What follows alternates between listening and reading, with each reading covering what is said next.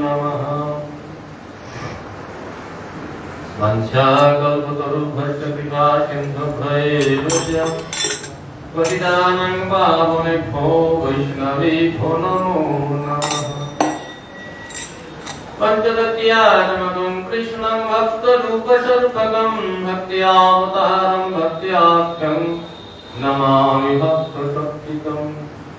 अजानुलम्बितभुजौ कनकावदातौ संकीर्तनैकपितरौ कमलायताक्षौ विश्वम्भरौ निजमरौ युगधर्मपालौ वन्दे जगत्प्रियकरौ करुणावतारौ। संकर्षणकारणवशाय गर्भदोषाय च वयोधीशाय शिशस्यदस्यां सकलः सानिध्यानन्दकरां शरणं नमस्तु। नमो महावदन्ताय कृष्णप्रेमप्रदायते कृष्णाय कृष्णचैतन्यनाम्ने गौरतिसे नमः। दिव्यरविन्दारण्यकल्पद्रुमाधश्रीमद्रत्नागारसिंहासनस्थौ श्री श्री राधाकृष्णगोविन्ददेव पृष्ठालीभिषेव्यमानौ स्मरामि। वृन्दावै तुलसीदेव वै प्रिया वै केशवस्य च विष्णुभक्तिप्रदे देवी सत्त्ववत्त्वै नमो नमः। श्रीकृष्णचैतन्य प्रभु नित्यानन्द श्री अद्वैत गदाधर श्रीवासादि गौरभक्तवृन्द। हरे कृष्ण कृष्ण कृष्ण हरे हरे हरे राम राम राम हरे हरे। नमस्ते नरसिंहाय प्रह्लादाय हिरण्यकशिपूरवक्षशिलाटङ्कनकालये लीलाचलनिवासाय नित्याय परमात्मने बलभद्रसुभद्राभ्यां जगन्नाथाय ते नमः। नारायणं नमस्कृत्य नरं चैव नरोत्तमं देवीं सरस्वतीं व्यासं ततो जयमुदीरये।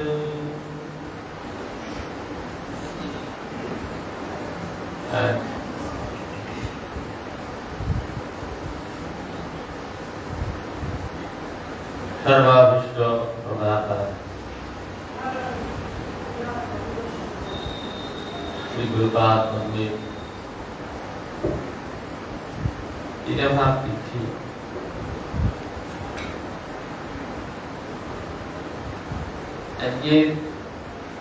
तिथि अवलम्बन करे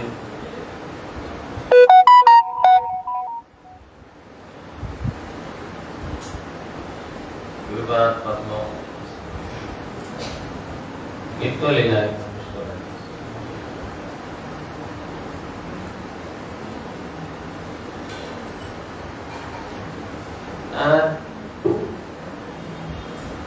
अपराधिक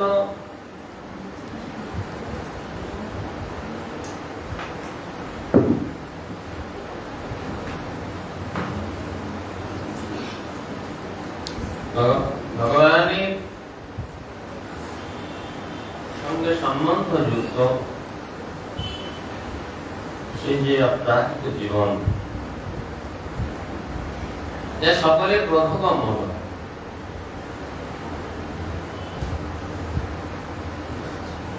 গুরুদেব অপ্রাকৃত বস্তু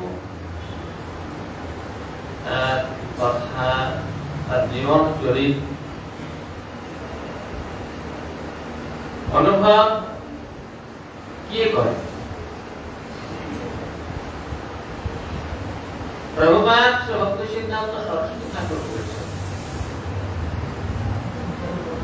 जे गुरुदेवे समर्पित जे व्यक्ति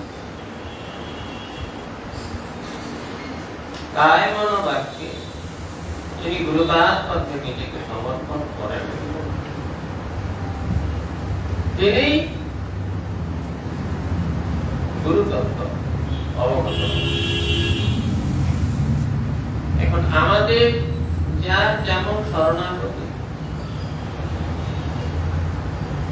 গুরুদেব সম্বন্ধে আমাদের অনুভূতি আমাদের অভিব্যক্তি ঠিক তদ্রূপ। এই প্রসঙ্গে প্রভুপাদ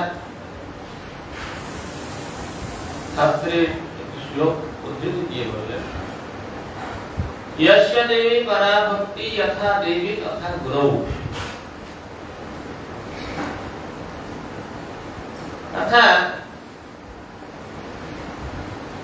भगवाনের पादपद्मे যেমন পরা ভক্তি থাকা উচিত, ঠিক গুরুপাদ পদ্মে তদ্রূপ ভক্তি থাকা উচিত। তস্যৈ দেহিকদিত্যার্থ্যা প্রকাশন্তে মহাত্মা। যদি গুরুপাদ পদ্মে কিছু কম থাকে তাহলে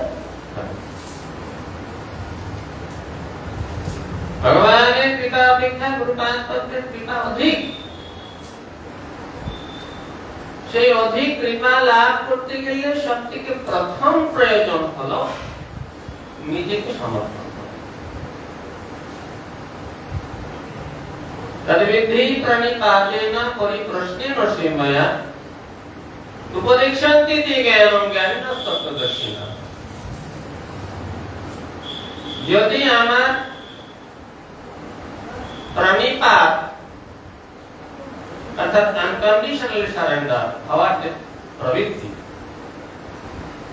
এই জায়গায় ঘাটতি থেকে যায়, তাহলে আমার পরিপ্রশ্ন অর্থাৎ অনেস্ট এনকোয়ারি এটাও যথাযথ হবে না।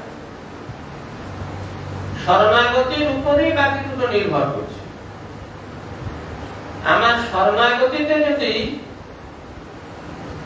কিছুটা নিজের জন্য রেখে দিয়ে শরণাগতি করি, তাহলে এনকোয়ারিটাও সেখানে কিছু সসুখ বাঞ্ছা, কিছু নিজের সুবিধার চেষ্টা এগুলো থেকে যায়। যদি শরণাগতিটা সম্পূর্ণ হয়, সেখানে অনেস্ট এনকোয়ারি সেটা সব করা শতভাগ ভগবানের দিকেই যায়, তাহলে কিছুটা নিজের দিকে থেকে যায় জড়জাগতিক। তার উপরে গুরু সেবা, সেবায়া সেবাটা তখন পরিপূর্ণ নিষ্কপট হবে না যদি শরণাগতি ঠিক না থাকে। এই জন্য শাস্ত্রে বারবার বলা হয়েছে তদ্বিধি প্রণিপাতে, বারবার এই কথা, সর্বত্র সে একই কথা, এখানেও তাই বলা হয়েছে। তস্যৈ দেহিকদিত্যার্থ্যা প্রকাশন্তে মহাত্মা।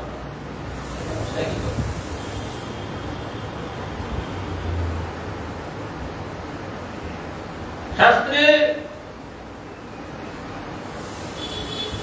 উল্লেখ হয়েছে, বলা হয়েছে কৃষ্ণ মন্ত্র এবং কৃষ্ণ মন্ত্র দাতা শ্রী গুরুপাদ পদ্মে কোন ভেদ দর্শন করবে না।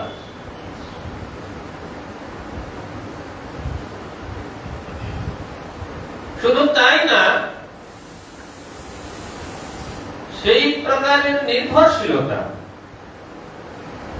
যার মধ্যে থাকবে, ভেদ জ্ঞান থাকবে না এবং পরিপূর্ণ নির্ভরশীলতা থাকবে, তার মধ্যে গুরুপাদ পদ্মের কৃপা এবং গুরুতত্ত্বের অনুভব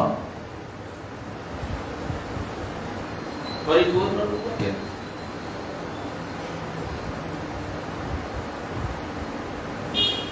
আমরা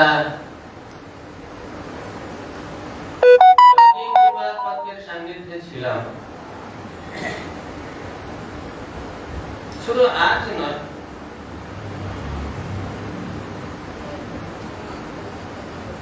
অনেক ক্ষেত্রে দেখা যায়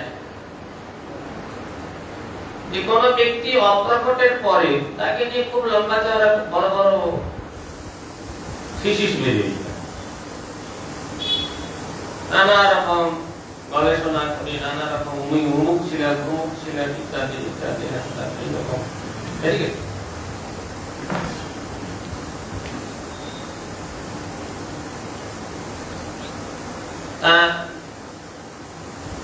তিনি প্রকট থাকতে সে বিষয় উদাসীন, এটাও হয়। কিন্তু অপ্রকটের পর তাকে নিয়ে খুব বড় বড় কথা প্রচারিত, আমাদের কৃপার কথা তা হয়। গুরু মহারাজ প্রকটকালীন গুরু মহারাজের আবির্ভাব তিথি, গুরু মহারাজকে কেন্দ্র করে যে সমস্ত কথা আলোচনা হয়েছে, গুরু মহারাজের অপ্রাকৃত জীবনের কথা গুরু মহারাজ উপস্থিত থাকতে থাকতে বহু মানুষ কীর্তন করেছে।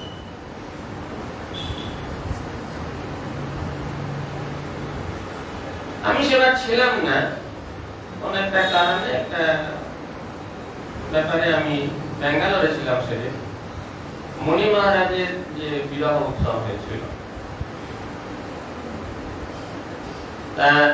সেই বিবাহ উৎসবে মহারাজরা বক্তৃতা দিয়েছিলেন। অনেক মহারাজ এখানে করা হয়েছিল, কথা হয়েছিল। আমি সেটা পরে ভিডিওতে দেখেছিলাম। মণি মহারাজ তার গুরু মহারাজ সম্বন্ধে যে অভিব্যক্তি ব্যক্ত করেছিলেন, প্রথম দিকে তিনি বলে গেছিলেন যে প্রথম দিকে আমার একটু সংশয় ছিল, পরবর্তীকালে আমি দেখলাম যে আচার্য মহারাজ কোন সাধারণ মানুষ, এবং সেই কথা গুরু মহারাজের সামনেই সভায় ব্যক্ত করা হয়েছে।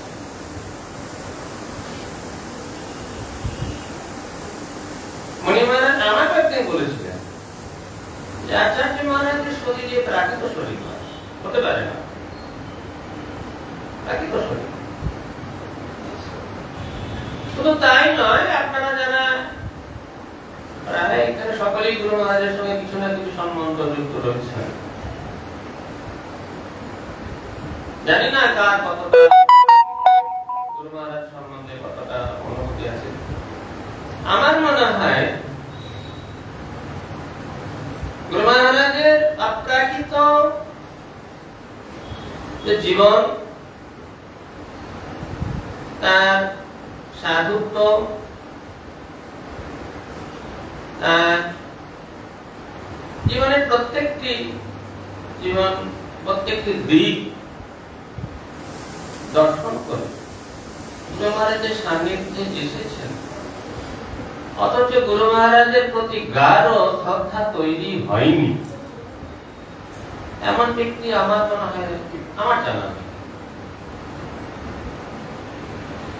গুরু মহারাজের সান্নিধ্যে এসেছেন, গুরু মহারাজের সঙ্গে কথা বলেছেন, তার সঙ্গে আলোচনা করেছেন, তার জীবনটাকে দর্শন করেছেন, অথচ গুরু মহারাজের প্রতি শ্রদ্ধা তৈরি হয়নি।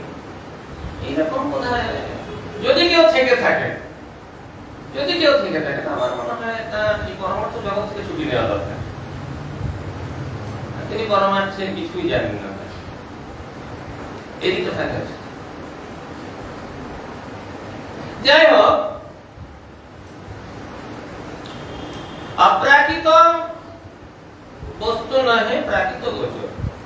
সবসময় প্রাকৃত ভাবনা দিয়ে অপ্রাকৃত বস্তুকে ধরা যায় না। অপ্রাকৃত বস্তুকে জানতে গেলে কিছু অপ্রাকৃত ভাবে যুক্ত হতে হয়।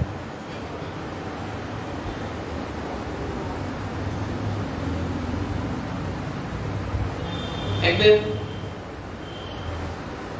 গুরু মহারাজের ছোট্ট একটা রাত্রি, জানি না আপনাদেরকে বলেছিলাম কি তাই, 12:30 একটা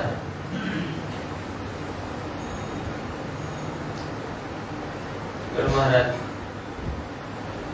বাথরুম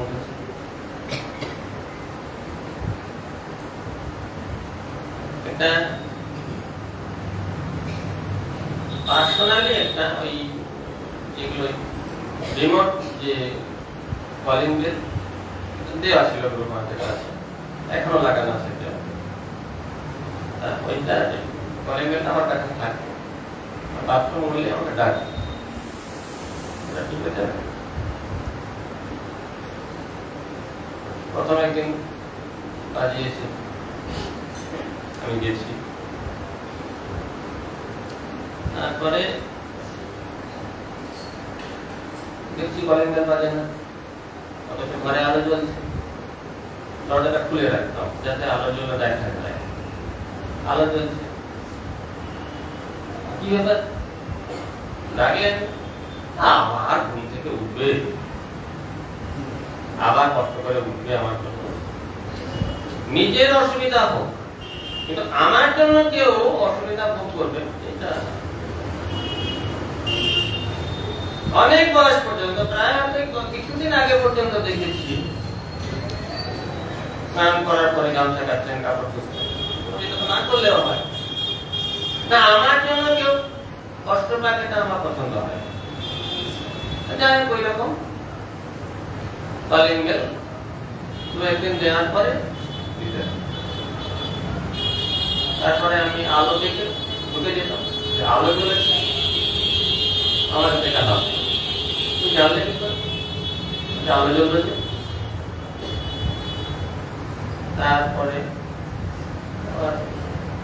তারপরে একদিন দেখছি বাথরুমে কলের শব্দ করছে, আলো জ্বলেছে। কি ব্যাপার? আলো জ্বলে চলে আসবে।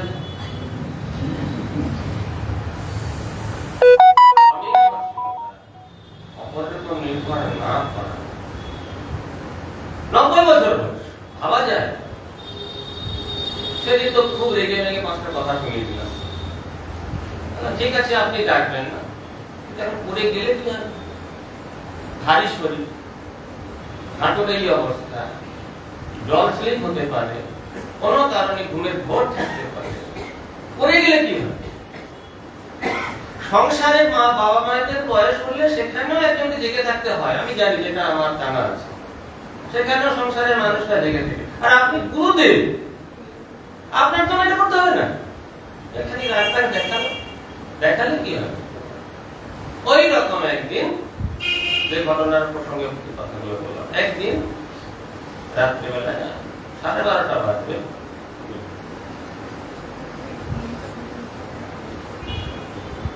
একটা মোটরসাইকেল চাবিকাঠি হারিয়ে গেছে। ওখানে আমাদের মধ্যে কেউ যদি চেয়ে থাকে জবাব 12:30 বাজবে, হঠাৎ দেখছি কলে জলের আওয়াজ। আর একটা সুবিধা ছিল আমার কি, আমি যে রুমটায় থাকি সেই রুমটা একটাই ওয়াল, ওইদিকে সুইচ টিপলে ফট করে আওয়াজটা একদম পুরো কানে কানে। রাত্রিবেলা আওয়াজ শুনে আমি চলে যেতাম, দরজা সেদিন আওয়াজও পাইনি, হঠাৎ কলে জলে গেল। কাছে গেলাম, বাথরুম করবো, চেয়ারে হাত পাটা মুছিয়ে দিলাম। সেদিনের যে দর্শন জীবনে একবার অদ্ভুত, অপ্রাকৃত, তার যে জ্যোতির্ময় একটা রূপ, সেই রূপের দর্শন, মানে এতগুলো রাত জায়গার একটাই সফলতা, শুধু দর্শন এবং তার অনুভূতি, ওটা সারা জীবনের সব থেকে বড় প্রাপ্তি। অন্যান্য প্রাপ্তি তো আছে, মনে পড়লে গা শিউরে।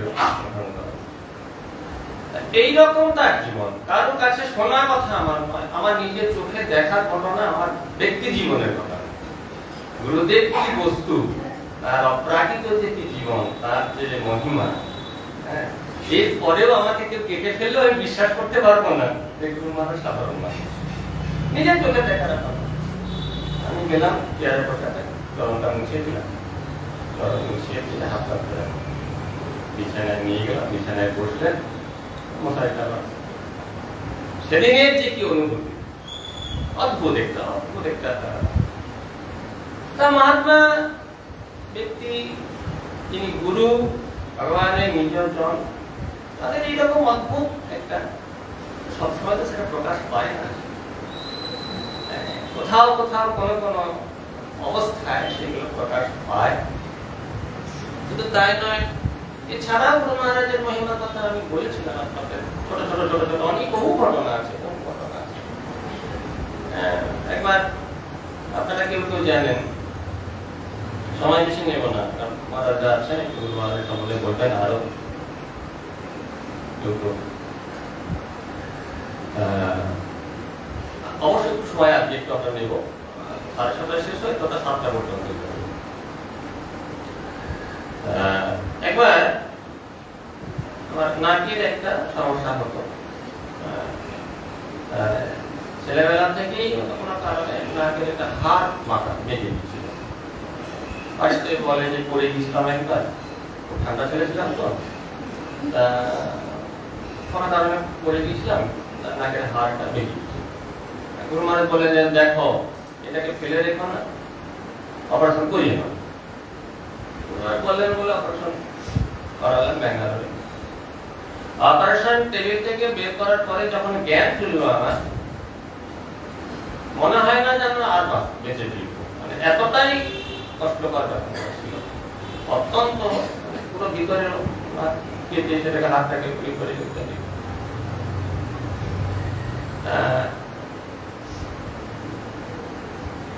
তারপরে ওখান থেকে বেঁধে দিল যখন, তখন অত্যন্ত কষ্ট হচ্ছে। বেঁধে দেওয়ার পরে এখন এই 6টা বাজছে, 6টা নাগাদ আমার জ্ঞান ফিরল। তারপরে 6:30 7টার সময় বেঁধে দিল, বেঁধে দেওয়ার পরে 7টা বাজছে, তখন অত্যন্ত কষ্ট হচ্ছে, মানে আর কোনো উপায় নেই বোধ হয়। এবারে বোধ হয় আমি স্বরূপকে বললাম, যাই যা হবে আমি গুরু মহারাজকে একটু প্রণাম তো করি। ফোনটা লাগিয়ে গুরু মহারাজকে ফোন করলেন। তখন গুরু মহারাজ আরতিতে চলে এসেছেন, 7:10 পরে পরম গুরু মহারাজের আরতিতে এখানে এসেছেন। আমি গুরু মহারাজকে ফোন করলাম, গুরু মহারাজ এরকম অপারেশন হয়েছে, ভীষণ কষ্ট হচ্ছে, খুব কষ্ট। গুরু মহারাজ যেটা কষ্ট কথা বলে বুঝতে পারছেন যে কষ্ট হচ্ছে, আমার গুরু মহারাজ ভীষণ কষ্ট হচ্ছে। কি বুঝলেন জানি না, ঠিক আছে ঠিক আছে, আমি এখন আরতিতে যাবো, পরম গুরু মহারাজ বেশ ঠিক আছে এই বলে ফোনটা রাখলাম। ফোনটা রাখার পরে আমার 1 মিনিট সময় লাগে। গুরু মহারাজ যেই বলেন রাখছি, রাখার সঙ্গে সঙ্গে সব হয়ে গেল। বলুন আমি এটা কাকে বিশ্বাস করবো? 1 মিনিট 2 মিনিট আমার সময় লাগে। 1 মিনিট ফোন রাখার সঙ্গে সঙ্গে যাবতীয় সমস্যা সব হয়ে গেল। শুধু গুরু মহারাজকে জানানো হয়েছে, আমি ফোনে কন্ট্যাক্ট করি। এরপরেও আমাকে কেউ বিশ্বাস করাবে যে গুরু মহারাজ কোনো সাধারণ মানুষ? এইরকম ছোট ছোট ঘটনা আরো কিছু কিছু আছে। তা শুনেছি মহাত্মা ব্যক্তিরা তারা একটা অন্য জগতে থাকে, কিন্তু গুরু মহারাজের ক্ষেত্রে দেখেছি, এটা একটা আমাদের, আপনারা অনেকেই হয়তো অনেক কিছু অনুভব করেছেন, প্রত্যেকেরই কিছু না কিছু অনুভব অবশ্যই থাকে গুরুদেবকে কেন্দ্র করে। গুরুদেব যাকে যেমন অনুভব করান, এইরকম বহু অনুভব থাকে। আরো অনেক ঘটনা আছে। সেই গুরুপাদ পদ্মে আজকে আজকের দিনকে কেন্দ্র করে গুরু মহারাজ নিত্য লীলায় প্রবেশ করেন। বেশ কিছুদিন ধরে বলছিলেন চলে যাবো চলে যাবো চলে যাবো, তোমরা তো রয়েছে। বারবার তোমাকে বলা তোমার আমরা এখন যোগ্য হইনি, আমরা একটু যোগ্য হই তারপর যাবেন। না না তোমরা যোগ্য হয়েছে না, তোমার আমাদের কিছু যোগ্য তাহলে কি এখন মত চালানোর ক্ষমতা আমাদের দেয় না, না হয়ে যাবে সব কিছু। এইরকম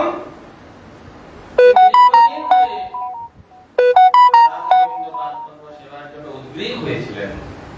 আজকে 1 বছর হয়ে গেল, এই দিনে গুরুপাদ প্রথম নিত্য লীলায় প্রবেশ করেন। তার অপ্রাকৃত জীবন চরিত যারা অনুভব করেছেন, যারা সান্নিধ্যে এসেছেন, তারা সকলেই ধন্য। এহারা মহাত্মা সান্নিধ্যে আমরা যদি এমন কেউ থেকে থাকি যে তার আশ্রিত নই, তার কাছে দীক্ষাদি গ্রহণ করি, কিন্তু তার সান্নিধ্যে এসেছি, তারাও আমরা জানি যে তার কি অদ্ভুত মহিমা। সকলেই যে তার শিষ্যতা, বহু মানুষ এখন অনেকেই আসেন, তারা জিজ্ঞাসা করেন মহারাজ গুরু মহারাজের ব্যাপারে অনেক কথা জিজ্ঞাসা করেন, বলেন, প্রত্যেকেই একই কথা, অদ্ভুত মানুষ ছিলেন, সকলকে এত আপন করে নিতেন, সকলের প্রতি এত স্নেহ এবং তার অপ্রাকৃত জীবন। এই বিষয়ে আমাদের এখন পরম পূজ্যপাদ ভক্তি সুমন গোবিন্দ মহারাজ অল্প সময়ের মধ্যে কিছু বলবেন, তারপর বিষ্ণু মহারাজ বলবেন, অন্যান্য আরো ভক্তরা কিছু কিছু করে অল্প 5 মিনিট করে সকলে গুরু মহারাজের প্রতি বাণী পুষ্পাঞ্জলি আমরা নিবেদন করব। এখন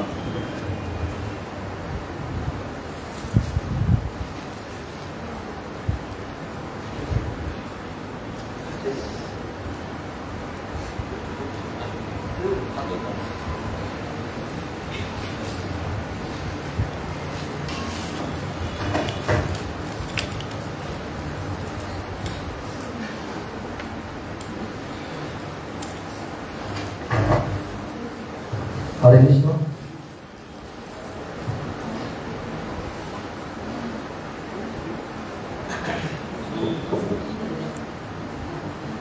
নাম শ্রেষ্ঠম মন্মপি সচি পুত্রমাত্র স্বরূপম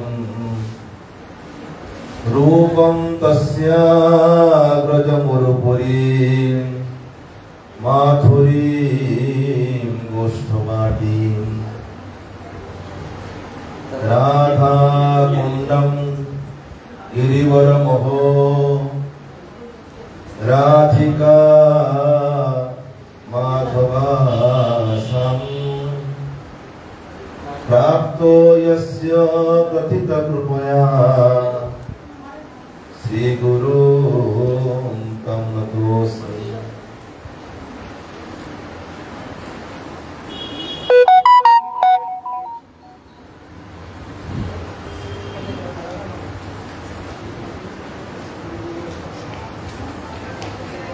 আজকে আমরা আমাদের গুরু পরম্পরা দিব্য অপরাধ লীলা তিরোভাব বাস্তবিকতা তিরোভাব যার অর্থ আমাদের দৃষ্টি থেকে দূর। যখন গুরু পদ্ম বিরাজমান ছিলেন আমাদের সামনে আমরা দেখতে পারতাম, এখনও আছে আমরা দেখতে পাচ্ছি না। এই অর্থ এখনও বিরাজমান, এই জন্য সাবধান। এই যে বাণীর মধ্যে গুরু মহারাজের একটা সুন্দর সুন্দর লেখা আছে কি গুরু পদ্ম এখনই নেই। এই ভাবনা যদি কারো মধ্যে চলে আসে তাহলে উনি ব্যভিচারিত তার মতন অবস্থা এখনও আছেন। কিন্তু কিছু সময় আগে মহারাজ বলেছিলেন উনি দিব্য অপ্রাকৃত, অপ্রাকৃত বস্তুর কোনদিন অভাব হয় কি? অপ্রাকৃত বস্তুর কোনদিন অভাব হয় না। যারা জড়, যারা প্রাকৃত বস্তু তার অভাব হয়ে অপ্রাকৃত দিব্য বস্তুর কোন অভাব হয় না। যেরকম আমরা বলি ভগবান নেই, এটা সম্ভব নয়। ভগবান এখনও আছেন, সব জায়গায় আছেন। সে গুরু পদ্ম উনিও সব জায়গায় বিরাজমান। খালি ভগবানের জন্ম দিব্য নয়। ভগবান গীতাতে বলছেন জন্ম কর্ম চমে দিব্যম এবং ইয়ো ব্যক্তি তত্ত্বতা। আমার জন্ম আর আমার কর্ম এই দুইটাই দিব্য। খালি ভগবানের নয়। নারদ ভক্তি সূত্র সেখানে লেখা আছে তস্মিন স্তজ্জনে ভেদা ভাবা। তস্মিন স্তজ্জনে ভেদা ভাবা। ভগবান আর ভগবানের যে ভক্তগণ তার মধ্যে কোনো ভেদ নেই। যার অর্থ যেরকম ভগবানের লীলা দিব্য, ভগবানের জন্ম দিব্য, সেই রকম তার প্রাণ প্রিয় যে ভক্তগণ তাদেরও জন্ম দিব্য অপরাধ।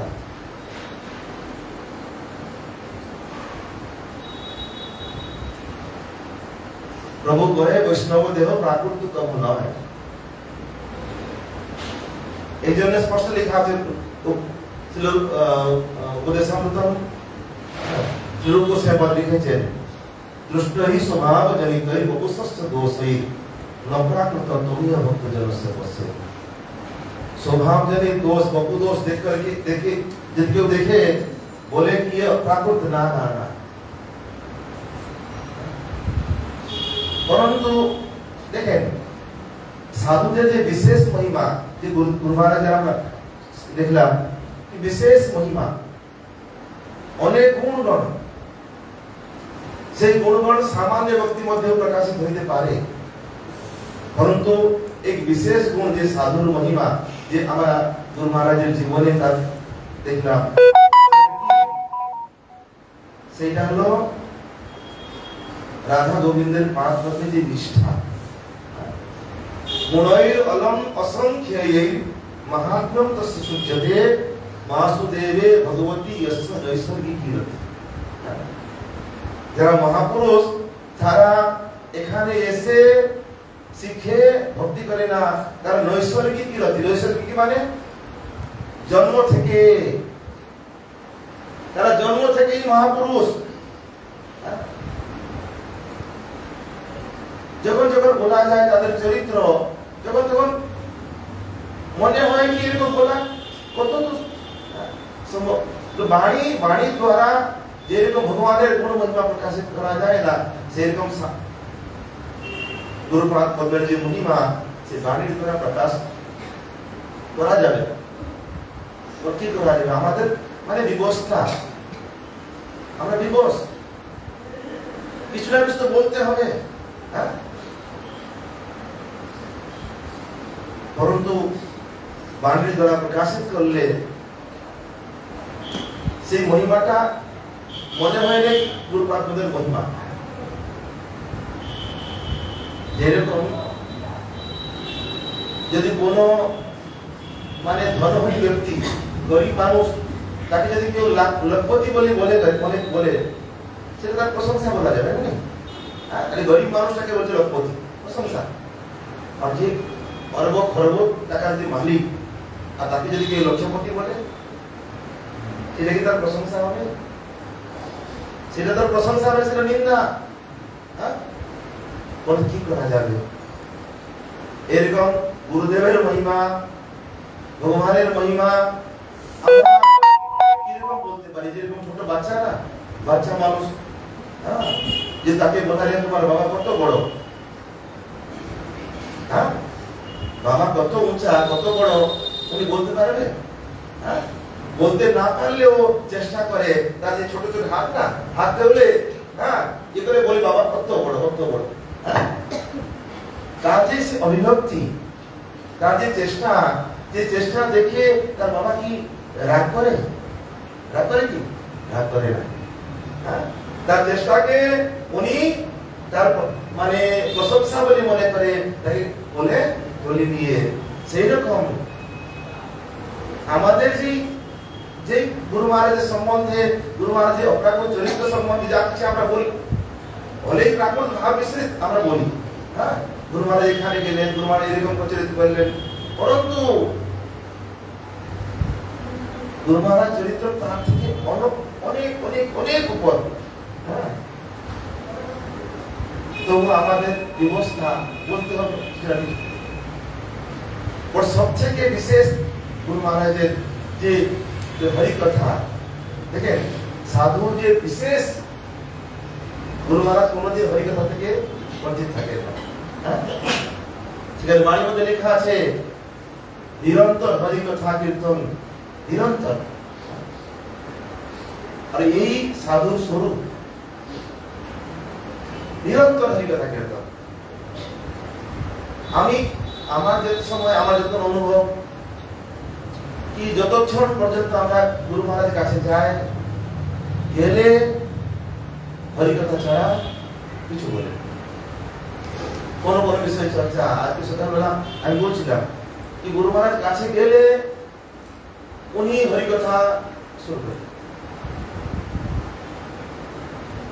আর যে কোনো সময়ে যে কোনো সংশয় নিয়ে গেলে, হ্যাঁ, এইরকম নয় কি এখনই আমার শরীর ক্লান্ত, এখনই আমি উত্তর দিতে পারছি না, পরে বলবো, না না না না না, যে সময় যে কোনো সময়।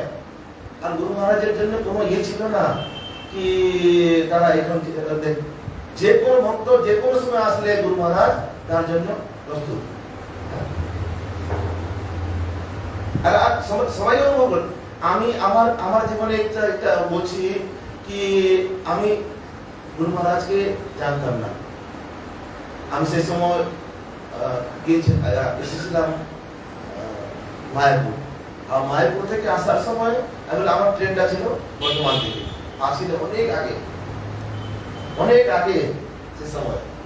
আর বর্ধমান থেকে ট্রেন, তাহলে বর্ধমান থেকে কিরকম, বর্ধমান থেকে একটা মঠ আছে, আর এখানে এসে গুরু মহারাজকে প্রণাম করলাম।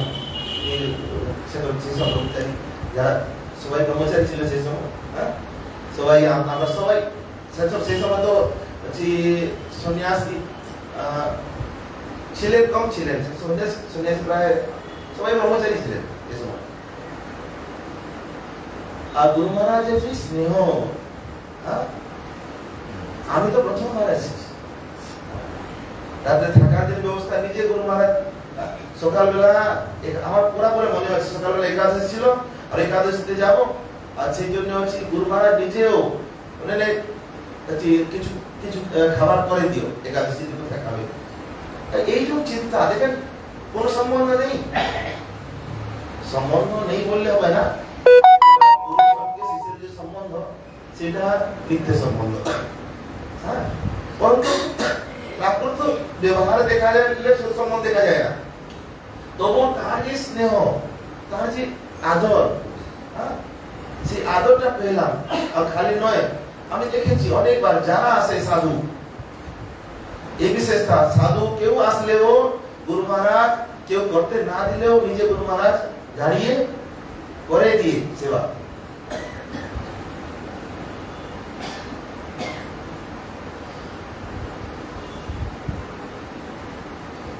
অনেক কম আমরা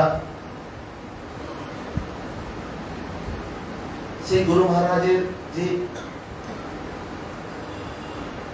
উপস্থিতি, এখনই আমরা এটা অনুভব করা দরকার কি গুরু মহারাজ এখনই দেখেন। সেই সময় আমরা কি করি, আমরা জীবী না, অনেক কিছু করে, হ্যাঁ, আমরা যা কিছু আচরণ করি, গুরু মহারাজ গুরু মহারাজ গুরুর মধ্যে আছে, গুরু মহারাজ এখানে নেই, হ্যাঁ, এখানে নেই, আমরা যা যা মনে আছে তা করতে পারি, হ্যাঁ, কিন্তু এখনই সেটা চলবে না। এখনই প্রত্যেককে অনুভব করতে হবে গুরু মহারাজ সেই রূপে নেই, গুরু মহারাজ আমার সামনে দাঁড়িয়ে আছে। হ্যাঁ, এই জন্য গুরু মহারাজের প্রত্যেক অনুভূতিকেও দর্শন করতে হবে, করে আমরা এমন কোনো কাজ করা দরকার নেই যে কাজ গুরু মহারাজের মনে কষ্ট হয়, তাই গুরু মহারাজের মনে কষ্ট হোক। উনি আমাদের যে পৃষ্ঠা, কালকে আজ বাড়ির মধ্যে একটা পড়লাম, গুরু মহারাজ বলছেন কি মঠ রক্ষা মানে কি? মঠ রক্ষা মানে জায়গা জমিকে নিজে নাম করা, বাড়ি করা, এই করা, অনেক কিছু সম্পত্তি একটা করা, সেটা মঠ রক্ষা নয়। মঠ রক্ষা মানে গুরুদেবের আদর্শকে পালন করা। গুরুদেব যে আদর্শ, উনি যে আদর্শ স্থাপিত করেছেন, সেই আদর্শকে গোড়ার আমি মুখে বললে নাই চলে, গোড়ার আচার গোড়ার বিচার নইলে বলে। হ্যাঁ, গুরুদেব আমি অমর গুরুদেবের শিষ্য, আমি অত শ্রেষ্ঠ, এই গুরুদেবের কাছে এই কিছু গুণ আছে, সেটা নয়। সেটা কি যে গুরুদেব যেটা আদেশ দিয়েছে, যে আচরণ শিক্ষা দিয়েছে, সেই আচরণকে যদি আমরা ভালো করে করতে পারি, তাহলে সেইটাই গুরুদেবের আদর্শ, সেইটাই গুরুদেবের পছন্দ। সেই জন্য গুরুদেবের প্রত্যেক শিষ্য আমরা সবাই এই চেষ্টা করা দরকার যে গুরুদেবের আদর্শটা তখন, হ্যাঁ, যেরকম না, যদি কেউ ছেলে যদি ভালো হয় তোর বাবাকে জিজ্ঞাসা করে কিনা? হ্যাঁ, যে ছেলের মধ্যে ভালো গুণ দেখা যায় তো তোর বাবা কে, দাম কার হয়? বাবার নাম। সেরকম আমরাও এমন আদর্শ পালন করা দরকার, সেই আদর্শ নিয়ে গুরুদেবের। দেখুন, যখন ছেলেকে নিয়ে বাবার প্রতিষ্ঠা হয়, তখন বাবার খুব আনন্দ হয়। বাবাকে নিয়ে ছেলের প্রতিষ্ঠা হলে কোনো লাভ নেই। বাবাকে নিয়ে ছেলে, গুরুদেবের নিয়ে কি আমরা প্রতিষ্ঠা লাভ করবো? না না না না, আমরা এমন স্থিতিতে যাব, এমন স্থিতিতে আমাদের স্থিতি নিয়ে গুরুদেবের নাম হবে। দেখো, অমুক গুরুদেবের শিষ্য, সেই জন্য আমরা মারা যাচ্ছে বলবে। হ্যাঁ, আর এই বাণীটুকু আমি গুরুদেবের মাধ্যমে সমর্থন করলাম। বাঞ্ছা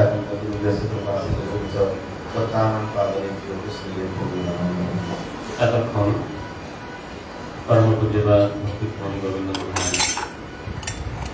মহারাজের মহিমা সুন্দরভাবে চিন্তন করলেন। আমরা গুরু মহারাজের বহু কথা কিছু মহিমা অনুভব করেছি, শ্রবণ করছি।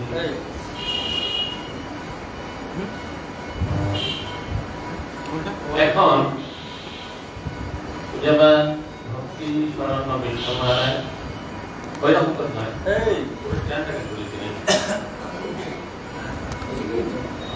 মাথায় কিছু নাই, ওকে বলছি।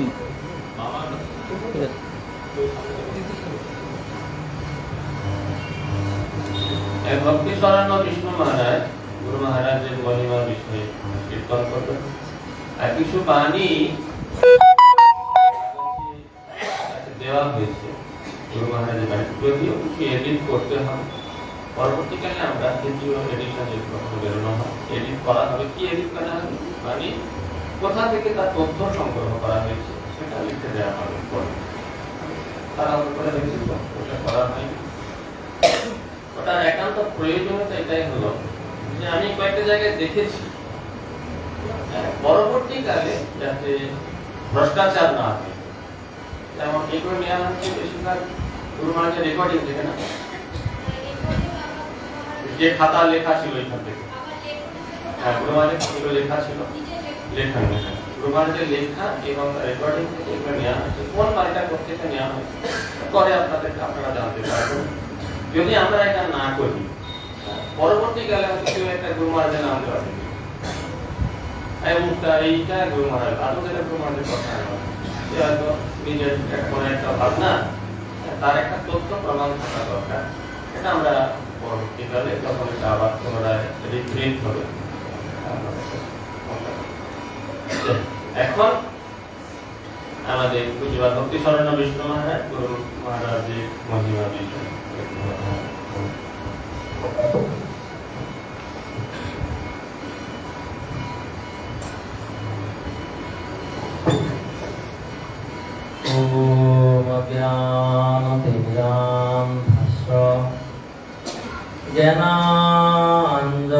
জ্ঞানাঞ্জনশলাকয়া চক্ষুরুন্মিলিতং येन তস্मै শ্রীগুরবে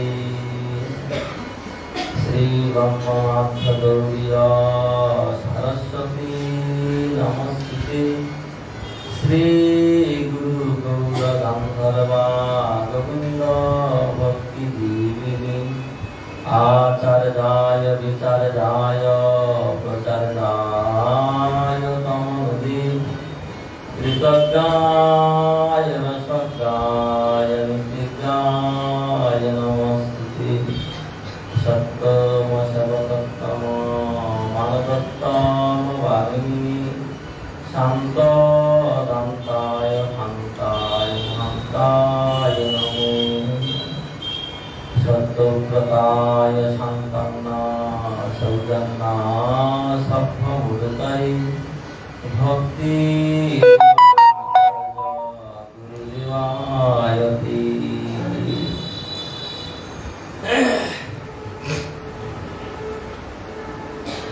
सर्वाग्रे मध्ये पुरुषात्म तैला प्रविष्ट এবং বিষ্ণুপাদ পরমহংস পরিব্রাজকাচার্য শ্রীমৎ ভক্তি জীবন আচার্য শ্রী গুরুদেবের চরণে অসংখ্য কোটি দণ্ডবত প্রণাম নিবেদন করি।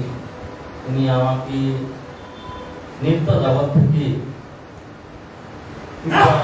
কৃপাবাড়ি বর্ষণ করুন। তৎপশ্চাৎ মদীয় গুরু ভ্রাতা এবং বর্তমান আচার্য জয় বিষ্ণুপাদ পরমহংস পরিব্রাজক আচার্য শ্রী শ্রীমৎ ভক্তি চন্দন অরণ্য মহারাজ এবং আমার জ্যেষ্ঠ গুরু ভ্রাতা জয় জয় বিষ্ণুপাদ শ্রী শ্রীমৎ ভক্তি সুমন গোবিন্দ মহারাজ এবং সমস্ত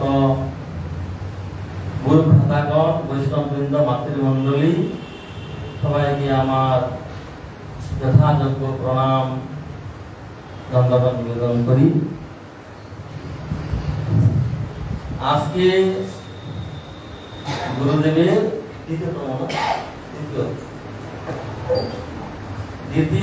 দ্বিতীয়তম শুভ তিরোভাব তিথি।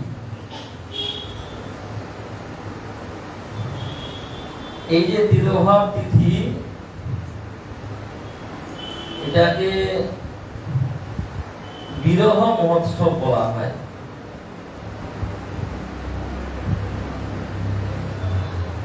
বিরহ আবার মহোৎসব দুটা কথা। বিরহ কাকে বলা হয়?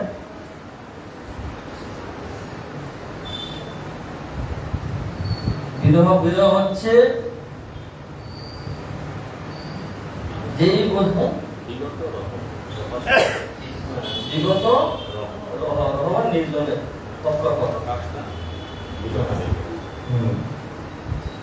যে বস্তুটা আমাদের সামনে ছিল, হঠাৎ করে এটা প্রকাশ ছিল, এটা অন্তর্হিত হয়ে চলে গেছে, বিরহ। গুরু মহারাজ এই মঠে 65 বছর, প্রায় 65 বছর ধরে এখানে তিনি অবস্থান করেছিলেন। বঙ্গী মঠের দায়িত্ব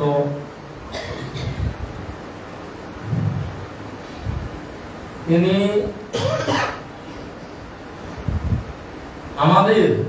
আমাদের কাছ থেকে অদর্শন, তাদের বিচ্ছেদ দশা, বিরহ দশায় আমরা অত্যন্ত শোকাতুর, অত্যন্ত দুঃখিত। বিরহ মহোৎসব। আবার সেই গুরুদেব নিত্য ধামে গোলক বৃন্দাবনে তিনি ভগবানের যে নিত্যলীলা, ভগবানের নিত্যলীলায় প্রবিষ্ট হয়েছেন। এই দেখে আমার শিষ্যগণের আনন্দ, দুঃখ, অন্যদিকে আবার আনন্দ। তিনি আমাদের কাছ থেকে চলে গিয়েছেন, সেই জন্য আমাদের দুঃখ। এবং শিষ্যগণ মনে করেন বা বাস্তব এই গুরুদেব তার যে নিজ আরাধ্য বস্তু যে ভগবানের যে নিত্য লীলায় প্রবিষ্ট হয়েছেন, এজন্য শিষ্যগণের আনন্দ। এজন্য বিরহ মহোৎসব বলা হয়।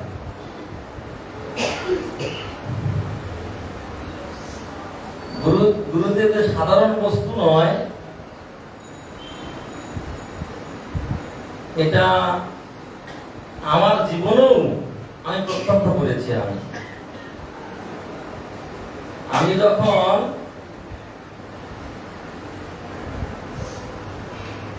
গুরু অন্বেষণ করেছিলাম বহু বছর, প্রায় 2-3 বছর আমি কার কাছে দীক্ষা নিব, কোথায় আমি গুরু গ্রহণ করব, এই বিষয়ে আমি অনেক অন্বেষণ করতে যেই দিন আমি গুরুদেবকে দর্শন করলাম, গুরুদেবের সঙ্গে শিষ্য শিষ্যের নিত্য সম্বন্ধ। দিব্য জ্ঞান দিলা যে জন্মে জন্মে প্রভু সে, শুধু এই জন্মের নয়, জন্মে জন্মে প্রভু। যেদিন আমি গুরুদেবকে প্রথম দর্শন করি, তিনি সকাল 9টার সময় একটা মন্দিরে বসে কিছু ভক্তগণের সঙ্গে নিয়ে হরিকথা আলোচনা করছিলেন। আমি সেই সময় গিয়ে উপস্থিত। তখন গুরুদেবের যে দিব্য মূর্তি, দিব্য প্রকাশ, গুরুদেবকে দর্শন করা মাত্রই হৃদয়ের মধ্যে যে একটা অনুভূতি হয়েছিল, প্রথম দর্শন যেদিন হয় গুরুদেবের সঙ্গে, এটা আমার একটু বাস্তব। হ্যাঁ, এর প্রথম দর্শন হয়। আমি বহু মহারাজ, বহু সাধু সন্ত দর্শন করেছি, সেইরকম অনুভূতি আমার কোনোদিন হয় নাই। যখন আমি গিয়ে হরিকথা আলোচনা করছেন, আমি যে প্রণাম করলাম, প্রণাম করলে যে আমার মুখে দিয়ে তাকালেন, আমি সামনে গিয়ে বসলাম। ওই যে আমার মুখে দিয়ে তাকালেন, তার যে একটা দিব্য যে অনুভূতি আমার হৃদয়ের মধ্যে প্রবেশ করলো, আমি তখনই সঙ্গে সিদ্ধান্ত করলাম যে আমি এনার কাছেই আমি দীক্ষা নেব। এর আগে বহু সাধু সন্ত দর্শন হয়েছে, তাদের মুখে হরিকথা শ্রবণ করেছি। যখন হরিকথা সমাপ্ত হয়ে আমি জিজ্ঞাসা করলাম যে গুরুদেব, আমি দীক্ষা নিতে চাই। হ্যাঁ, তো সঙ্গে সঙ্গে বললেন সকালে আসবে, কিন্তু আমাকে জিজ্ঞাসা করলেন না তুমি নিরামিষ খাও কিনা, হ্যাঁ, বা তুমি অনুষ্ঠানগুলো পালন করতে পারবে কিনা, কিছু জিজ্ঞাসা করেনি আমাকে। বলে কালকেই সকালে আসবে, এসে দীক্ষা নিবে। তারপরের দিন সকালে গিয়েই হ্যাঁ আমার দীক্ষা হয়ে গেল। দেখুন যে গুরুদেব তিনি এই জগতের কোন ব্যক্তি নন, তিনি নিত্য জগৎ থেকে এসেছেন জগৎ জীবকে উদ্ধার করার জন্য, কৃপা করার জন্য। তিনি যে বিচরণ করেন কিসের জন্য? মহদ্বি চরণ নৃণাং গৃহীণাং দীনচেতসাম নিঃশ্রেয়সায় ভগবান কল্পতে নান্যথা কচিৎ। তিনি এক দেশ থেকে অন্য দেশ, অন্য দেশে আরেক দেশ ভ্রমণ করেন, সেই জন্য জগৎকে উদ্ধার করার জন্য। ঠিক সেই রকম আমার মতো অতি নিকৃষ্ট, অতি পাপী জীব, তাকে দর্শন করা মাত্রই যে আমার একটা দিব্য অনুভূতি হয়েছিল। তখন আমি দীক্ষা নিলাম। দীক্ষা নেওয়ার পরে তখনই আমি ওই গুরুদেবের কাছে একটা লাইন ফোন ছিল, তখন লাইন ফোনের নম্বর নিয়েছিলাম। কিছুদিন থাকার পর আমার সংসার ভালো লাগে না, একদিন গুরুদেবকে ফোন করলাম লাইন ফোনে। সঙ্গে সঙ্গে করে ফোনটা ধরলেন, কি যে আমি আমার শিষ্য, আমি বলছি আমার সংসার ভালো লাগে না, আমি কি করবো? তখন গুরুদেব সঙ্গে সঙ্গে বললেন তুমি চলে আসো, তুমি চলে আসো। শুধু খালি এই কথাটা বলেছি, সব জিজ্ঞাসা করে কেমন ভালো লাগছে না, কি ব্যাপার, ওর সংসার খাওয়ার ইচ্ছা নেই। তাই গুরুদেব বলতে চলে আসো, এই যে কথাটা বলবো তুমি চলে আসো, ব্যাস। ওই যে চলে আসো, এই যে কৃপা, আমি কোথায় ছিলাম আর কোথায় চলে এলাম। দেখুন গুরুদেবের যে কথা যে তুমি চলে আসো, আর যে মুখের যে বাণী, আমাকে আসতে বাধ্য হলো, আমার নিয়ে আসেন, চুলের মুঠি ধরে নিয়ে আসেন। দুর্দৈব সেবক যদি যায় অন্য স্থানে, সেই প্রভু ধন্য তারে। কেসে ধরি আমি? আমরা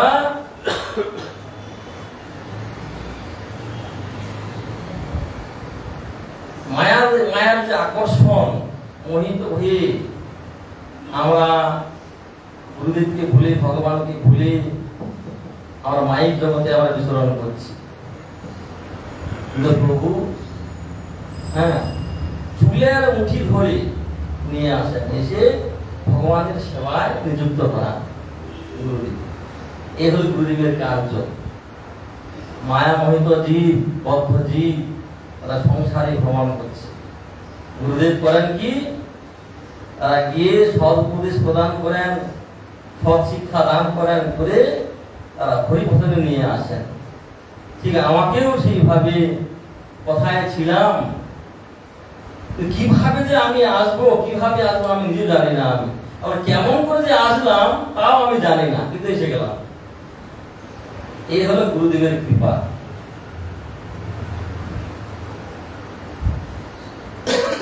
এই হলো গুরুদেবের কৃপা। তার যখন তিনি কারো প্রতি কৃপা করেন, তিনি ভগবানের সেবা করুক, হরিভজন করুক, জগৎ উদ্ধার লাভ করুক, তার আর কোনো চিন্তা নেই। যাই হোক, আমি আর বিশেষ কিছু বলবো না, অনেক কথা আছে, কিন্তু বলার তো সময় নেই। এই যে গুরুদেবের যে কৃপা, তা আমার জীবনে আমি লাভ করেছি, এবং গুরুদেবের চরণে সে আমি তার মুখে বহু দিব্য উপদেশ, বহু হরিকথা শ্রবণ করেছি। তিনি আমাকে কৃপাবাদী বর্ষণ করুন, যেন তার চরণ আশ্রয় থেকে আমি সারা জীবন, যেন তার আনুগত্যে থেকে যেন আমি হরিভজন করতে পারি। তার চরণে, গুরুদেবের চরণে এই কৃপা ভিক্ষা করি আমি আমার সংক্ষিপ্ত বক্তব্য আমি এখানে শেষ করছি। ওম অজ্ঞানতিমিরাম ভাস্কর জ্ঞানাঞ্জন শলাকায়া চক্ষুরুন্মিলিতং যেন তস্मै শ্রী গুরবে নমঃ।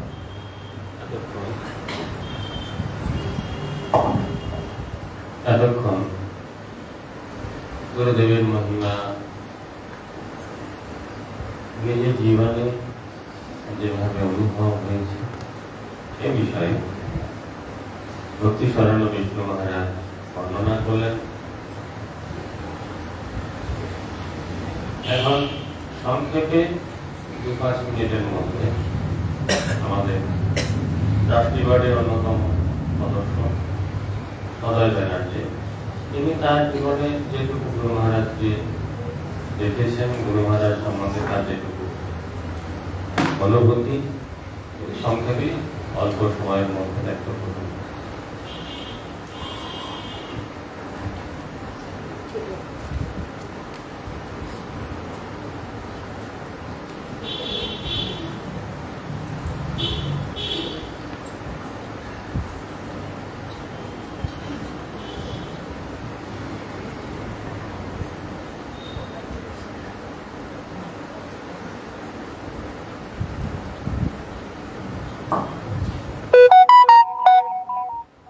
আমি এইসব ব্যাপারে খুব একটা বলতে পারি না।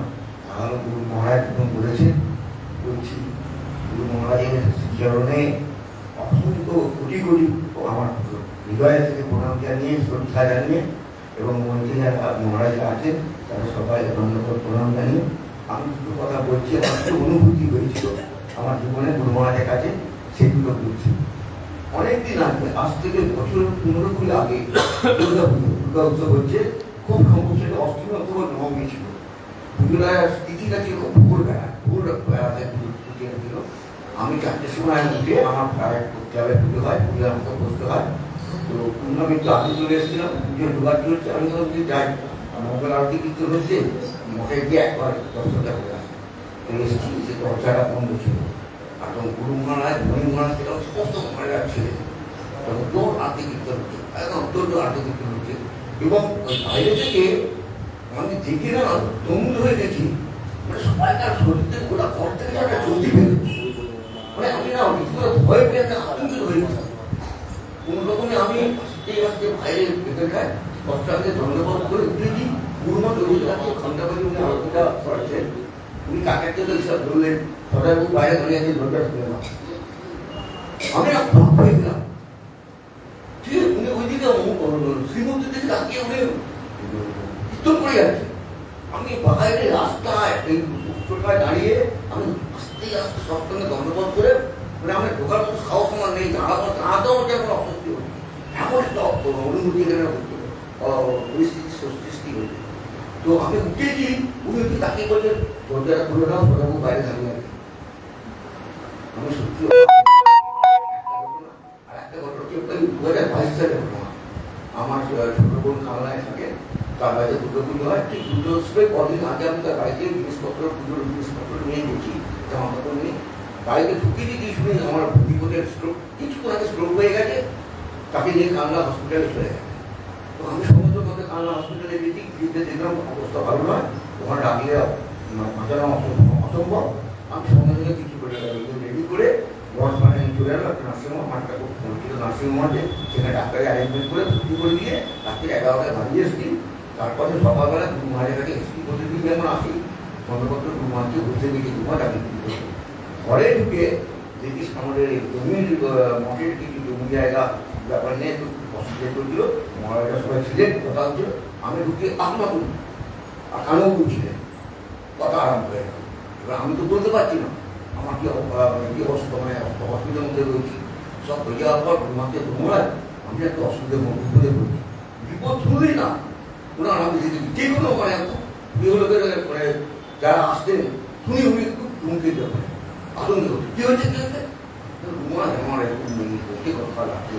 ও আচ্ছা ঠিক আছে, ও আমি না বাবা এগুলো এখন একটা ঘটনা, তুমি একদম ব্যাপারটা নিলেন না কারো করে, না আমি বলছি কোথাও বুঝতে পারলাম না, তোমাকে বোঝাতে পারলাম না, কি ঘটনা যা তুমি বিকেলবার আইবা, তোমাকে ব্যাপারটা বুঝিয়ে বলবো, তোমার একটু দেখুন মনে অবস্থা কিন্তু ভালো নয়, তার ব্লাড বিরাট করে গেছে, তার বলছে রিপোর্ট এসে তাই। তো আমি বাড়ি ফিরে গিয়ে বাড়ির নিজস্ব বাসে আমার বোনকে নিয়ে গাড়ি করে নার্সিংহোমে গেছি, গিয়ে আইসিসিতে ছিল আমার জানাশোনা করে আমাকে আইসিসি ঢুকিয়ে দিয়েছে। ঘরে ঢুকিয়ে দেখি আমার বুকিং বোর্ড সেনায় বসে খবর কাজ করছে। আমি না দেখি করুণামুক্ত মুখার্জি, উত্তম শুনছে হাসি মুখ নিয়ে মিস্টার এসছেন আপনারা, কেমন আছো? আমি ভালো আছি। আমি চলে এসেছিল গুড মার্চের বিভাগে, কি ক্ষমতা আমার ছিল, এত ক্ষমতা আমি আমার সঙ্গে অনেক রাত্রিবেলা এর সঙ্গে বসতাম, কথা বলতাম। আমি দুটো জিনিস বুঝেছিলাম যে গুরু মহারাজ কৃপা করেন কাউকে, যে কোনো মানে জগতের যে কোনো জায়গায় উনি পৌঁছে দিতে পারতেন, আর জগতে যে কোনো জিনিস এমন কোনো জিনিস ছিল না দুষ্প্রাপ্য যে উনার কাছে চাইলে পাওয়া যেত না। আর 3 নম্বর যে কোনো এখন আমাকে বলতে পারি সঙ্গে সঙ্গে সেটা আমাকে জয় বলবো না। এতক্ষণ আমাদের ট্রাস্টি বোর্ডের অন্যতম সদস্য শ্রী সদয় ব্যানার্জি গুরু মহারাজের প্রতি তার যে অনুভূতি, সে অনুভূতি ব্যক্ত করলেন। গুরু মহারাজের এইরকম অদ্ভুত অপ্রাকৃত শক্তি আমরা অনেকেই দর্শন করেছি, অনুভব করেছি। বহু গুরু মহারাজের এইরকম অলৌকিক ঘটনা আছে জীবনে, বহু বহু বহু, যেগুলো অত প্রকাশ্যে অনেক কথা বলা যায় না। কিছু অপ্রাকৃত কথা গোপনই রাখতে হয়, সব কথা প্রকাশ করা যায়। কিছু অনুভব যেগুলো প্রকাশ করলে তার মর্যাদা থাকে, এই জন্য সব কথা ব্যক্ত করা সম্ভব নয়। তথাপি যেগুলো প্রকাশ করা উচিত বা প্রকাশ করা যায়। গুরু মহারাজ নিজের জীবনেও কিছু কথা যেগুলো বলা উচিত না সেসব কথা বলতেন, এগুলো বলা উচিত না, একেবারে বলা উচিত, অনেক গোপন কথা। শাস্ত্রে বলা আছে যে আধ্যাত্মিক উপলব্ধি আধ্যাত্মিক যে উপলব্ধি, এই উপলব্ধি গুরুদেব ছাড়া অন্য কাউকে বলা নিষিদ্ধ। কেন না, সেই উপলব্ধি নষ্ট হয়ে যায়। এই জন্য আধ্যাত্মিক উপলব্ধি বা বহু অনুভূতি প্রকাশ করা উচিত না। তথাপি গুরু মহারাজ কিছু কিছু অনুভূতির কথা কখনো কখনো উচিত কোনো কোনো সময় বলতেন। বলার পরে বলতেন, কেন বললাম জানো? এটা বলা উচিত না। হয়তো রাধারানীর সঙ্গে বা কৃষ্ণের সঙ্গে কোনো একটা ঘটনা, কোনো একটা বিষয়, কোনো একটা আধ্যাত্মিক এটা বলা উচিত নয়। তথাপি কেন বললাম না, যাতে তোমার বিশ্বাসটা দৃঢ়। আমাদের বিশ্বাস দৃঢ় করার জন্য তিনি এই সমস্ত ঘটনা বললেন। ছোট ছোট ঘটনা তো অনেক শুনেছি, যেমন নারায়ণ শালগ্রামের সেবা, বৃন্দাবনে রাধারানীর চোখ প্রাপ্ত হওয়া, ভাগবতে তুলসী প্রাপ্ত হওয়া, এইরকম ঘটনা তো আমরা বহু ঘটনা আছে। এইরকম এই যে শালগ্রাম আমাদের দেখবেন, আমাদের বড় যে শালগ্রাম, এখানে এই বড় শালগ্রাম ছোট সিংহাসনে রাখা, আর ছোট শালগ্রাম বড় সিংহাসনে। আপনারা এই ঘটনাটা জানেন অনেক। গুরু মহারাজ একদিন বলছেন যে বড় শালগ্রাম বড় সিংহাসনে থাকবে ভালো, ছোট শালগ্রাম ছোট সিংহাসনে থাকবে এটাই ভালো। তাই গুরু মহারাজ বলছেন, আমি মন্দিরে ঠাকুরের স্নান করালাম, স্নান আদি করিয়ে বড় শালগ্রাম সুন্দর করে স্নান করিয়ে তুলসী দিয়ে চন্দন দিয়ে ওইটা করিয়ে বড় সিংহাসনে রাখলাম। আমি জানি বড় সিংহাসনে রাখবো, ছোট সিংহাসনে অসুবিধা হচ্ছে, বড় শালগ্রাম বড় সিংহাসনে রাখলাম। তারপরে ছোট সিংহাসন সুন্দর করে ছোট নারায়ণকে স্নান করিয়ে তুলসী দিয়ে চন্দন দিয়ে ওইটা করিয়ে ছোট সিংহাসনে বসাতে যাচ্ছি, দেখছি বড় শালগ্রাম ছোট সিংহাসনে বসে গেছে। কি করবো? সেদিনটা গেল। পরের দিনে আবার না, এটা হয়তো আমার ভুল হতে পারে, আমরা তো ভ্রমে হয়তো রেখে ফেলেছি, আজকে কিন্তু তা করব। তারপরের দিনে আবার সেই বড় শালগ্রামকে সুন্দরভাবে স্নান করিয়ে তাকে তুলসী দিয়ে চন্দন দিয়ে আজকে বড় সিংহাসনে বসাবো, নিয়ে বড় সিংহাসনে বসিয়েছে। এবার ছোট সিংহাসনকে ছোট সিংহাসনে বসাবে,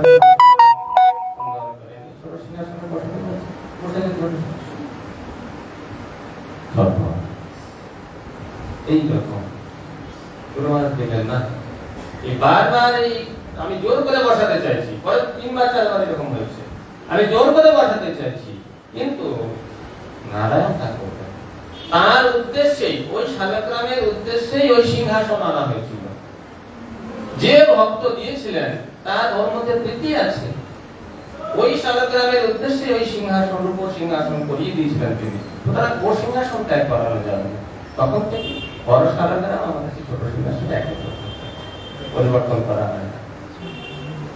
এইরকম ঘটনা তো বহু আছে, আরো বহু অনুভূতির কথা করেছেন। তার সঙ্গে এসে ভগবানের যে সমস্ত এইরকম কম বেশি আমরা কিছু কিছু গুরু মহারাজের মুখ থেকে শ্রবণ করেছি, আপনারাও অনেক শ্রবণ করেছি। এখন সময় অল্প আছে, গুরু মহারাজের চরণাশ্রিত আমাদের প্রতিবাদ সুভাষার্থ ভাষা, তিনি অল্প সময়ের মধ্যে তার অভিব্যক্তির কথা গুরু মহারাজকে কেন্দ্র করে কিছু ব্যক্ত করবেন।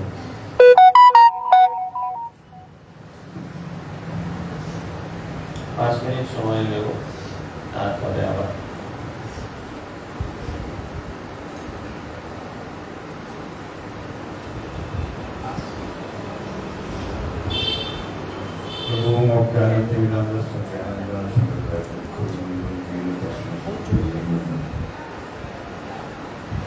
एक घंटा कोचिंग अच्छा है। What are these? They are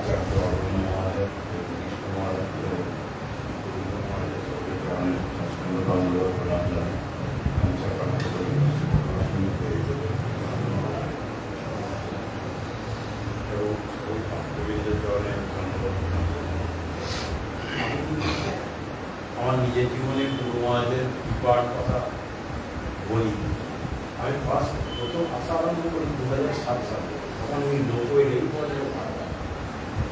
তো প্রতিদিন আসতে পারতাম না অত দূর থেকে, বাজার টাজার করে তারপরে বাদ এখানে আসতাম সন্ধ্যেবেলা, ওই কথা শুনে এইরকম রেডিও প্রতিদিন আসতাম। এই সপ্তাহে 3-4 দিন হতো, তার বেশি আর হতো না। তারপরে ওখান থেকে আমি চলে এলাম ঈশ্বরের ভাড়া 2008 সালে। এই 8 সাল থেকে প্রতিদিন আমি আসা আরম্ভ করলাম এবং হরিকথা গুরু মহারাজের শ্রীমদ ভাগবত শ্রবণ করলাম, চৈতন্যের শ্রবণ করলাম। আমি যখন গুরু মহারাজের ঈশ্বরের সাথে বসে এই প্রতি দিনের পর দিন ভাগবত শ্রবণ করতাম, তখন আমি ছিলাম সংসারে যাবতীয় পুরুষযুক্ত একটি জীব, মানে যত রকমের সাংসারিক দোষ আছে সব আমার মধ্যে ছিল। কিন্তু গুরু মহারাজের শ্রবণ থেকে শ্রীমদ ভাগবত চৈতন্যের শ্রবণ করতে করতে আসলে আমার সমস্ত দোষগুলি একে একে চলে গেল। আমি যাবতীয় হয়, যেমন আমি ধনী ছিলাম, নিরামিষ ধনী হতাম, কোনো রকম খাদ্য পানীয় যে দোষ সেই সব দোষ হয়ে গেল, এবং নিয়মিত হরিসেবা হরিকথা শ্রবণ এইগুলি আমার জীবনে এসে গেল এবং আমি তা করতে লাগলাম এবং প্রতিদিন শ্রীমদ ভাগবত শ্রবণ করতাম।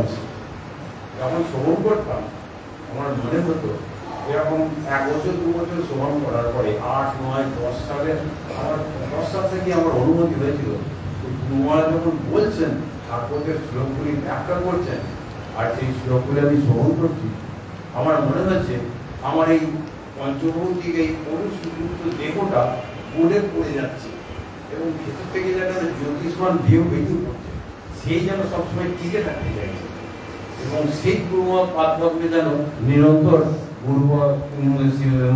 গুরুদেবের শ্রীমুখে হরিকথা শ্রবণ করার জন্য নালাই করে আছে। এইভাবে আমি প্রতিদিন আসা আরম্ভ করলাম, আস্তে আস্তে সকালেও আসতে আরম্ভ করলাম, গুরু মহারাজের দর্শন চরণ দর্শন করে প্রণাম করে আসতাম। এরকম তখন এরকম করতে করতে করতে করতে করতে করতে আমি 17 সালে হাটসালে একটা ফ্ল্যাট কিনে এনে এলাম। এই 17 সালে আসার পরেই, ঠিক 17 সালের আসার 3-4 মাসের পরেই আমার আর ভেতরটা তক্স হয়েছে না। তখন আমি প্রতিদিন রাত্রি 2:30টার সময় উঠে চান করে তিলকানি করে আমি 3টের মধ্যে আশ্রমে চলে আসতে লাগলাম। শ্রীমন্ত বা অন্যান্য মাধব আমি সোজা গুরু মহারাজের কাছে চলে যেতাম। এই 3টের সময় গিয়ে গুরু মহারাজের কাছে বসতাম। তারপরে আস্তে আস্তে আসতেন অর্ণ মহারাজ, ওই 2টোর সময় ঢুকতেন, ওই 1 ঘন্টার মধ্যে অর্ণ মহারাজের রেডি হয়ে অর্ণ মহারাজের 3টের সময় 3টে এসে বলতেন, বিষ্ণু মহারাজ আসতেন, 8জন মাধব মহারাজ, 8জন মহারাজরা তখনও আস্তে আস্তে আসতেন। আমি যখন ওই গুরু মহারাজের শিল্পে বসে গুরু মহারাজের শ্রীমুখে কিছু সম্পাদনে বলতাম, তখন আমাকে চুপি চুপি বলতো, বলে রাত্রিবেলায় নিরিবিলিতে আসছে তো প্রতিদিন না সকালবেলায় কিছু চিন্তা করে রাখবে যে আজকে গুরুদেবের কাছে যাচ্ছি কি জিজ্ঞাসা করবো, সেই প্রশ্নগুলো ঠিক করে রাখবে, লিখে রাখবে, রাত্রিবেলায় এসে আসো নিরিবিলি করে প্রশ্নগুলো আমি দিয়ে তারপর সকালে যখন আসবে তখন আমি যা বলার বলবো আপনি বলে দিবেন। আমি আস্তে আস্তে তাই করতে থাকলাম। প্রতিদিন এই প্রশ্ন আমি খুঁজে খুঁজে জোগাড় করে দিতে উনি গুরু মহারাজকে এসে 3টার সময় আগে করতাম এবং উনি গুরু মহারাজ আমাকে সেই প্রশ্ন উত্তরগুলি দিতেন। তারপরে 2-3টে প্রশ্ন করার পরে আস্তে আস্তে সব এসে হাজির হয়ে যেতেন, দিয়ে হরিকথা বলতেন। এইভাবে করতে করতে তারপরে গুরু বন্দনা মঙ্গলারতি করে আমি সকাল 6টার সময় আবার বাড়ি চলে যেতাম। আবার 9টার সময় মনটা আনচান করতো, গুরু মহারাজের শ্রীপাদ বন্ধুকে দর্শন করতে হবে, আবার চলে আসতাম।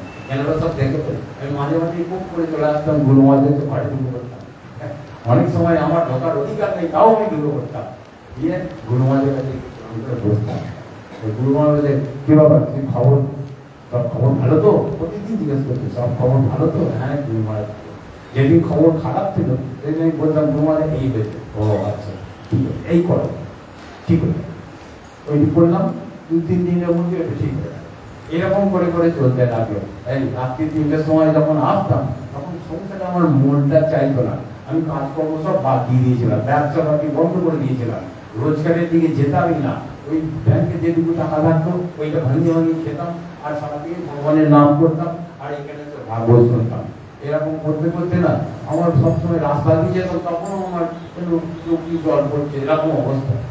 কিন্তু গুরু মহারাজের কাছে এসে যখন আমি বললাম যে গুরু মহারাজ আমাকে আমি দীক্ষা দিন, আমি আর ঘরে থাকতে পারছি না গো। বলে সে কি, তোমার বউ আছে, তোমার সংসার আছে, তোমাকে আমি দীক্ষা দিলে হবে না তো? তোমার বউকে শুধু নিয়ে দীক্ষা নিতে হবে। আর বউ হচ্ছে কি, আমি যেমন নিরামিষ বুঝি হয়েছি, বউ সেটি বলতে পারে বলে সেই জন্য তাহলে তো তোমাকে দীক্ষা দেওয়া যাবে না, কিন্তু তোমাকে তো আমাকে উদ্ধার করতে হবে। ঠিক আছে, দেখছি কি করা যায়। এরকম হতে হতে হতে হতে কিছুদিন পরে আমাকে তোমাকে আমি নাম মন্ত্র দেবো, আমাকে নাম দিলেন, একদিন দীক্ষা দিলেন, নামের মন্ত্র দিলেন, মহামন্ত্র দিলেন আর মালা দিলেন, বলে এই তোমাকে দিলাম, তুমি এটি জপ করো, প্রতিদিন রাত্রি 3টে উঠে জপ করো। তখন থেকেই আমি যখন আসতাম আমার আর মন ভালো, বাড়িতে ভালো লাগতো না বলে রাত্রি 3টে চলে আসতাম। তা আমি একদিন বলছিলাম যে গুরু মহারাজ আমার যদি উপায় করুন, আমার বাড়িতে ভালো লাগছে না।